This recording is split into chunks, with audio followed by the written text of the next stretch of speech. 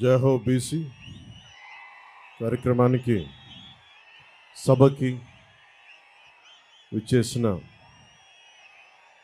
BC సోదరులందరికీ, వేదిక పైన ఉన్న జనసేన నాయకులకి, తెలుగుదేశం నాయకులకి, తెలుగుదేశం పార్టీ జాతీయ అధ్యక్షులు శ్రీ నారా చంద్రబాబు నాయుడు గారికి, యువగళం నేత శ్రీ లోకేష్ గారికి, తెలుగుదేశం పార్టీ అధ్యక్షులు అచ్చెం నాయుడు గారికి, వేదిక పైన ఉన్న మహిళా నాయకురాళ్ళందరికీ, తెలుగుదేశం మహిళా నాయకురాళ్ళకి, జనసేన మహిళా నాయకులు ప్రతి ఒక్కరికి పేరు పేరున హృదయపూర్వక నమస్కారం. వైఎస్ జగన్ అధికారంలోకి రాగానే, అధికారంలోకి వచ్చిన మొదటి 3 నెలల్లో పొట్ట కొట్టింది బీసీలు పొట్టే కొట్టాడు. 30 లక్షల పైచిలకు భవన నిర్మాణ కార్మికులు పొట్టకొట్టాడు ఈ 10 మనిషి.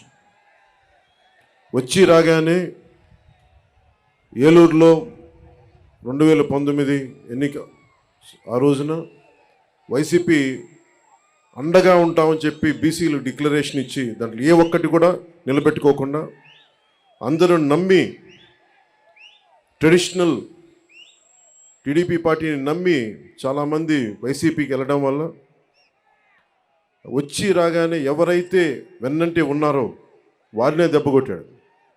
ఊహించుకుని 30 మంది పైచిలకు భవన నిర్మాణ కార్మికులు ఆత్మహత్యలు చేసుకున్నారు.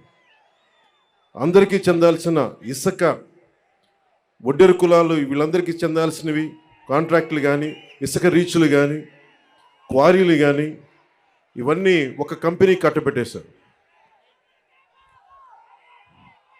మన వైఎస్ జగన్ చేసిన దాంట్లో ముఖ్యంగా వైసీపీ ప్రతిపక్ష నేతగా ఉన్నప్పుడు బీసీల గర్జన పేరు మీద ఏలూరులో ప్రత్యేకమైన సభ నిర్వహించి చాలా హామీలు ఇచ్చారు. బీసీలకి ఏటా జగన్ చెప్పింది, బీసీలకి ఏటా 15,000 కోట్ల రూపాయల చొప్పున కేటాయిస్తామని చెప్పారు. 5 ఏళ్లలో 75,000 కోట్ల రూపాయలు బీసీల సంక్షేమానికి కేటాయిస్తామని చెప్పాడు. వాస్తవానికి 0. బీసీ కేటగిరీల్లో అన్ని కులాలకి 153 కులాలను గుర్తించమని బీసీ సంఘాలందరూ కోరుకుంటూ ఉంటారు.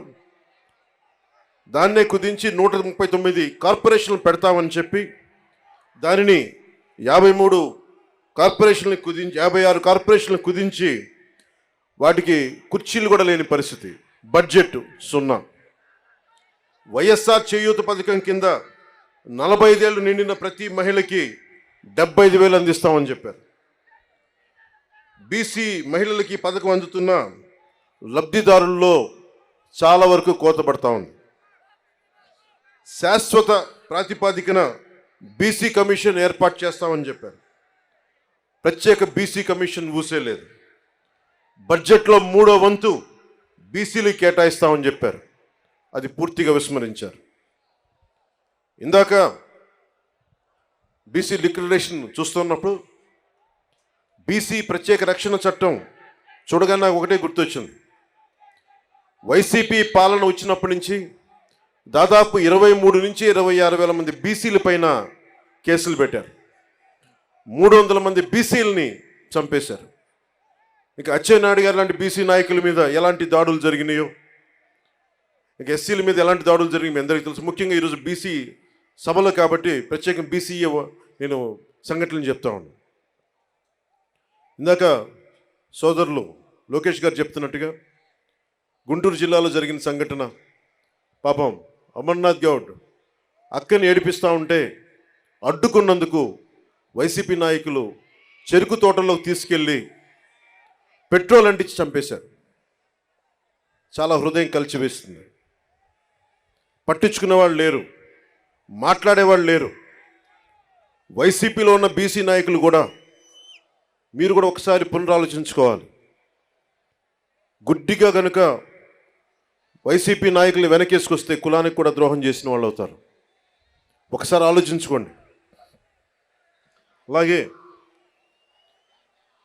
23 నుంచి 26 వేల మంది బీసీ యువత, బీసీ ప్రజల్ని కేసులు పెట్టారు.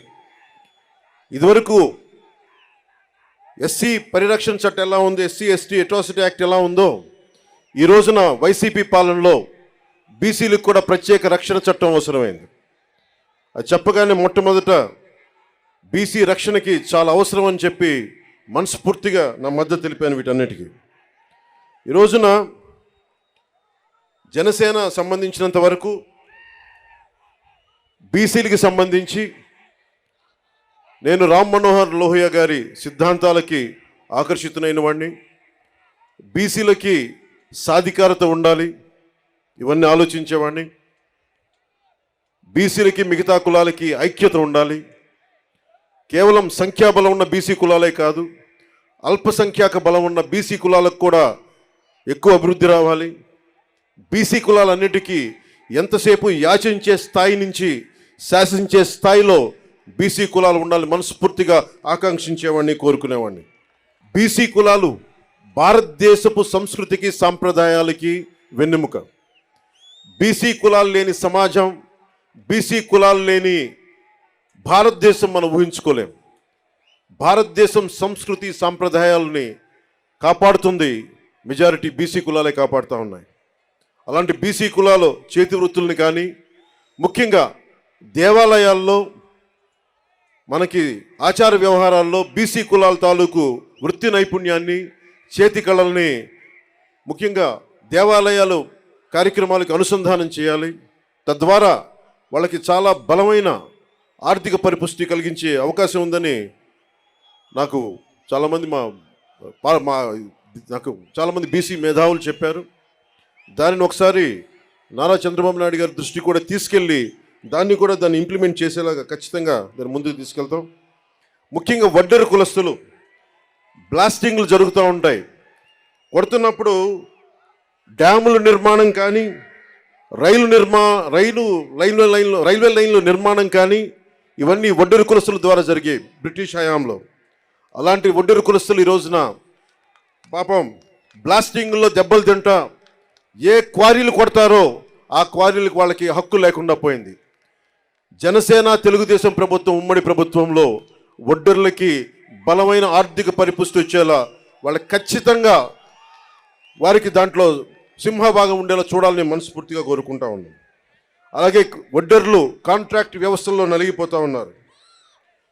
వడ్డెర్లు మనకి ముఖ్యంగా ఈ క్వారీ మైనింగ్లో చనిపోతే కాంట్రాక్టులు మట్టి ఖర్చులు తప్ప ఇంక దేనికి అండగా నిలబడే పరిస్థితులు లేదు. నేనే స్వయాన కర్నూలులో ఈ పరిస్థితిని చూశాను. అలాగే యువతరం బీసీ యువతలో కుల వృత్తుల మీద ఆధారపడలేని పరిస్థితి ఉంది. ప్రత్యామ్నాయ అవకాశాలు కావాలి. వీటన్నిటి మీద చాలా సమూలంగా ఆలోచించాల్సిన అవసరం ఉంది.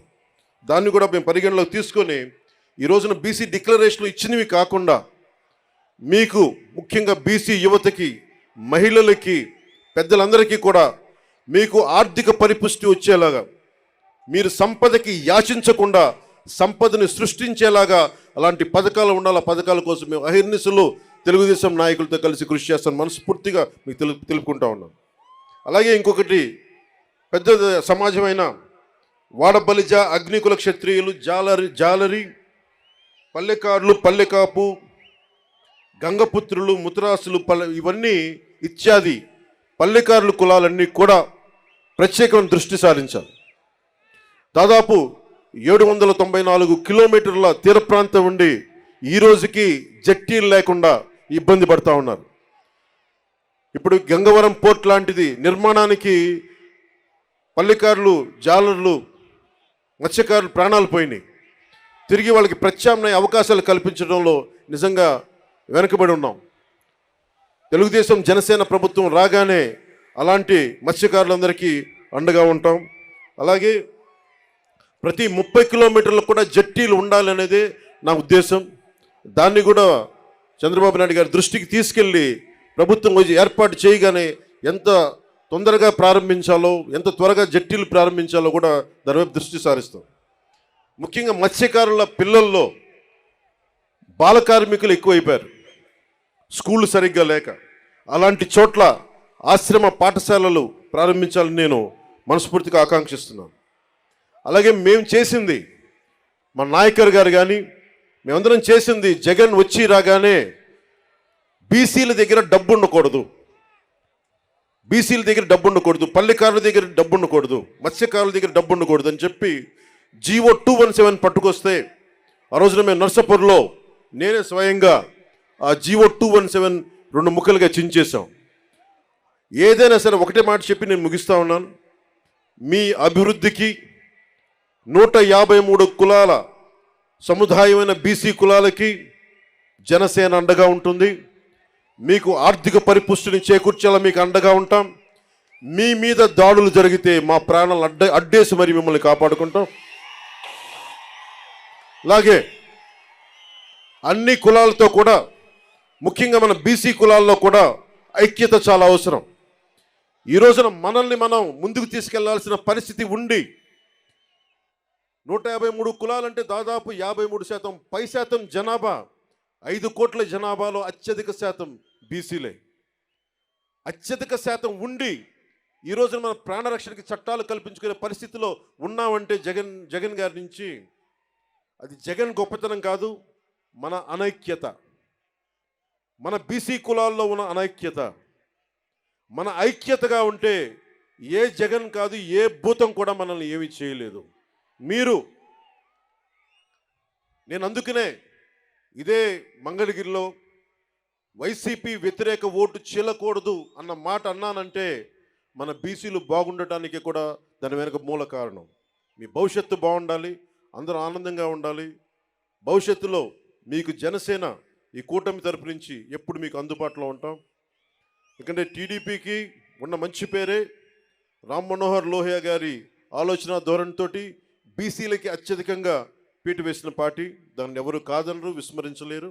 మనస్ఫూర్తిగా వెనకబడ్డ కులాలకి అండగా నిలబడినందుకు రామారావు గారిని ఒక్కసారి స్మరించుకుంటూ, మనస్ఫూర్తిగా మహానుభావుడు, నిజంగా అధికారం రాని కులాలకి అధికారాన్ని కల్పించిన వ్యక్తి. రామ్ మనోహర్ లోహియా గారి స్ఫూర్తిని 80s ఆయన ముందుకు తీసుకెళ్లారు. అలాగే ఈ రోజున మనందరిపైన ఉన్న ఇదిగా బాధ్యత కూడా ఇంకా చాలా కులాలు ఉండిపోయినాయి దూరంగా. జగన్ వచ్చి రాగానే 34% ఉన్న స్థానిక ఎన్నికల్లోన 34% బీసీలకు రిజర్వేషన్ ఉంటే దాన్ని 24% తగ్గించారు. 24% తగ్గిస్తే 16,800 మంది బీసీలు స్థానిక నాయకత్వాన్ని కోల్పోయారు. తిరిగి జనసేన తెలుగుదేశం ప్రభుత్వం రాగానే ఇదివరకట్లాగే 34% పునరుద్ధరించాలి. అలాగే బాగా నచ్చింది నాకు ఈ దీంట్లో, తిరిగి కేంద్ర ప్రభుత్వానికి 33% చట్టసభలో రిజర్వేషన్ కల్పిస్తామని చెప్పింది కూడా నాకు మనస్ఫూర్తిగా దానికి ఆనందం అనిపించింది. సో దీనికి ఈ బీసీ డిక్లరేషన్కి మనస్ఫూర్తిగా జనసేన మద్దతు ఉంది. నేను అహర్నిశలు మీ అభివృద్ధి కోసం కృషి చేస్తానని తెలుసుకుంటూ, తెలుగుదేశం వర్ధిల్లాలి, జనసేన వర్ధిల్లాలి మనస్ఫూర్తిగా కోరుకుంటూ, బీసీలు సాధికారత, రాజ్యాధికారం సాధించాలని మనస్ఫూర్తిగా ఆకాంక్షిస్తూ సెలవు తీసుకున్నాను. జై హింద్.